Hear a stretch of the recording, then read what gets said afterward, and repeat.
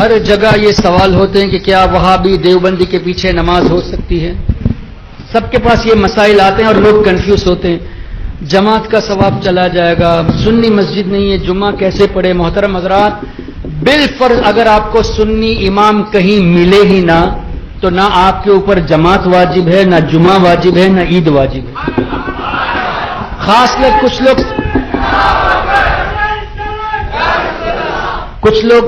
کئی لوگ میسج کرتے ہیں سعودی سے، کویت سے کہ حضرت یہاں سنی مسجدیں نہیں ملتی، ہم جمعہ کیسے پڑھے، عید کیسے پڑھے؟ تو ہمارا سمپل سا جواب، امام سنی نہیں تو نہ جماعت واجب، نہ جمعہ واجب، نہ عید واجب.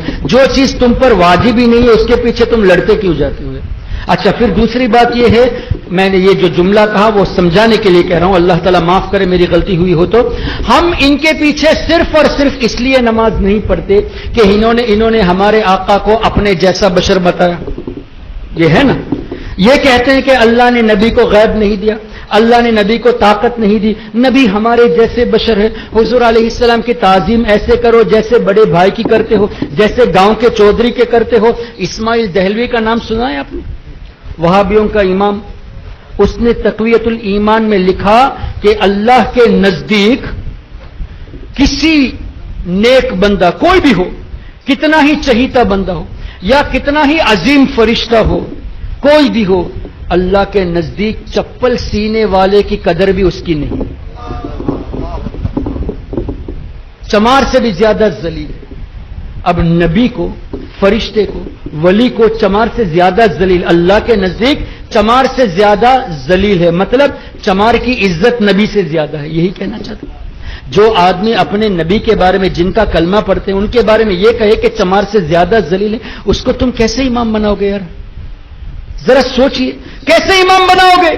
پھر یہ کہنا کہ نہیں 27 درجہ ثواب ہے، مکہ شریف میں ایک نیکی کا 1 لاکھ تو 27 لاکھ کا ثواب مس ہو جاتا ہے. ارے محترم، نبی کی عظمت کی وجہ سے ہم ان کے پیچھے نماز نہیں پڑھتے، صحیح ہے کہ نہیں؟ صرف نبی کی محبت میں ان کے پیچھے نماز نہیں پڑھتے. ارے وہ لاکھ ثواب بھی نبی ہی کے صدقے میں ملا ہے. نبی نے فرمایا تبھی جماعت کا ثواب زیادہ ہے. ارے جس نبی کی عظمت کے صدقے میں تم اس ثواب کو چھوڑتے ہو، اللہ 27 لاکھ نہیں چاہے تو 27 کروڑ عطا فرما دے گا. کیونکہ اللہ کے حبیب کی محبت میں تم نے اکیلے نہیں نماز پڑھی.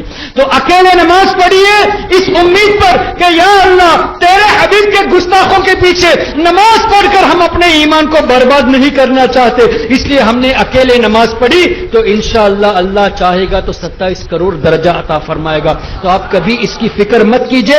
وہابی، غیر مقلد، اہل حدیث، ان کا ایمان ہی نہیں تو ان کے پیچھے نماز کہا؟ پھر آپ نے ان کو امام بنا لیا تو اس کو مقتدا، پیشوا، مسلمان مان لیا. اور جس کا عقیدہ حد کفر تک پہنچ گیا، جس کا عقیدہ کفریہ ہے، اس کو مسلمان ماننا ہی خود کفر ہے. تو آپ ثواب کے پیچھے جاتے ہو لیکن پتا چلا کہ ایک بد عقیدے کو آپ نے مسلمان مان لیا، کافر کو آپ نے ایمان والا مان لیا، پھر اس کو اپنا امام بھی مان لیا. تو اپنے ایمان کی آپ خبر لیجئے. تو سیفٹی تو اسی میں ہے کہ آپ سنی امام نہ ملے تو نماز اکیلے پڑھے، اور اگر آپ 3-4 لوگ ہوں تو آپ آپس میں جماعت کر کے آپ جماعت کا ثواب حاصل کر لیجئے. ہرگز وہابی کے پیچھے مت پڑیے. کوئی یہ بھی کہتا ہے کہ نہیں کچھ مسجدیں ایسی ہوتی ہیں جہاں ہم کو پتہ نہیں کہ امام سنی ہے یا وہابی، سنی ہے یہ دیوبندی ہے، ہم کو پتہ نہیں. تو ایسی جگہوں پہ ہم کیا کریں؟ تو احتیاط تو یہی ہے کہ ایسی جگہ پہ بھی اکیلے ہی نماز پڑھے. اس لیے کہ اللہ نے ہمیں عقل دی ہے، ہم عقل سے سوچ سکتے ہیں. آپ اس مسجد میں جب کبھی جاؤ تو دیکھو کہ مقتدیوں کے چہرے کیسے ہیں، نورانی چہرے یا ایسے ہی ہے، وہ تو آپ پہچان کر سکتے ہیں نا. آپ مجھے سچے دل سے بتائیے، آپ گوگل میں جا کے سنی علماء کے نام کو پیش کر دیجئے، کیسے کیسے نورانی چہرے آپ کو نظر آئیں گے. اور اسی طرح آپ جو ہے نا کچھ وہابیوں کے نام ٹائپ کر دیجئے، ناصر الدین البانی ٹائپ کر دیجئے، ابن عبد الوہاب نجدی نام ٹائپ کر دیجئے، عثیمین کا نام ٹائپ کر دیجئے. آپ کو ایسے سڑے ہوئے چہرے، آنکھ بند کیے ہوئے، بالکل بلائنڈ چہرے نظر آئیں گے. اس سے کیا پتہ نہیں چلتا کون ایمان والا ہے. کس کے دل میں محبت رسول ہے؟ آپ ہمارے شہباز ہندوستان کا چہرہ دیکھ لیجیے، تاج الشریعہ کا چہرہ دیکھ لیجیے، آپ ہمارے مفتی مجیب اشرف صاحب کا چہرہ دیکھ لیجیے، دیکھ کے ایمان میں تازگی پیدا ہوتی ہے، اور ان کے چہرے دیکھتے ہیں تو گھن محسوس ہوتی ہے۔ تو آپ ان کی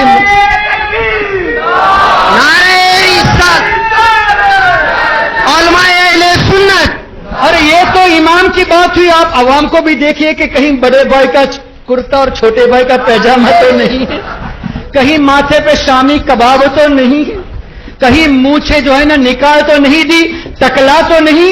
یہ ٹکلا ہونا، مونچھیں نکال دینا، یہ ان کی علامت حدیث میں بیان ہے۔ آلریڈی ہمارے آقا نے ان کی علامتیں بیان کر دی۔ تو اگر آپ پہچان ان سے گفتگو کر کے نہیں کر پاتے تو چہرے اور لباس کو دیکھ کے کم سے کم اپنے ایمان کو سنبھالیے، اور احتیاط اسی میں ہے، پہچان نہ بھی کر پاؤ جب تک کنفرم نہ ہو کہ یہ عاشق رسول ہے، تب تک ان کے پیچھے نماز ہرگز نہ پڑھے۔